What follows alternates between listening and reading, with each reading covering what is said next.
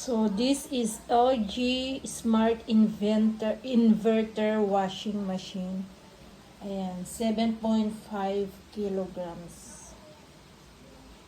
Madali lang to gamitin, guys, kung gusto mo ng normal, wool, duvet, or school care. Pindutin mo lang tong program. Ganun din dito sa pre-wash, guys. So, pag gusto mo pang may ihabol kang ilalagay, pindutin mo lang tong pause. Pag gusto mo ng banlaw, ayan lang, guys, yung rinse. Kung gusto mo lang ng banlaw, ayan. Ganun din sa spin. Ayan, pindutin mo lang yung spin kung gusto mo lang mag-spin. So, napakadali lang, guys, gamitin tong LG Smart Inverter Washing Machine.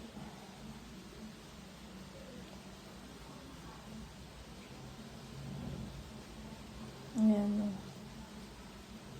Nagbabanlaw na siya, guys. Ayan, nakalagay wash. Basta kung nagbiblink siya, dun siya. Ayan, banlaw na siya. Nagbabanlaw na siya.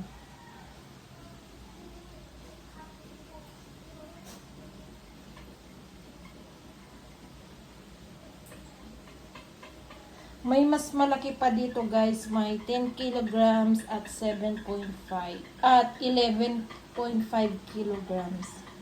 Kaya mas maganda yung malaki, guys, para pag gusto mong maglaba ng mga bedsheet ng madami or mga kumot, tuwalya, madami kang mailalagay.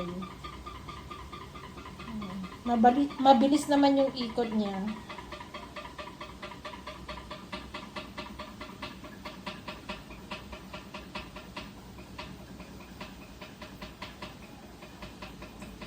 Yan, guys.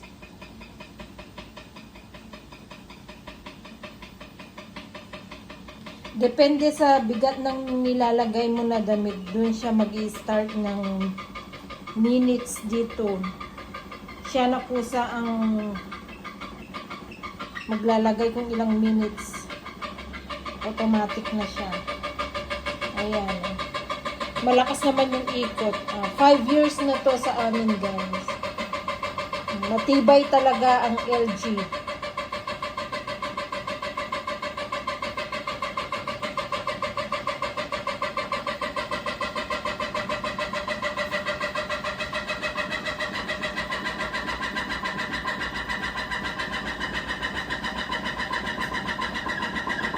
So, yun lang, guys. Kung may gusto kayong itanong, just comment below and don't forget to like and subscribe my YouTube account.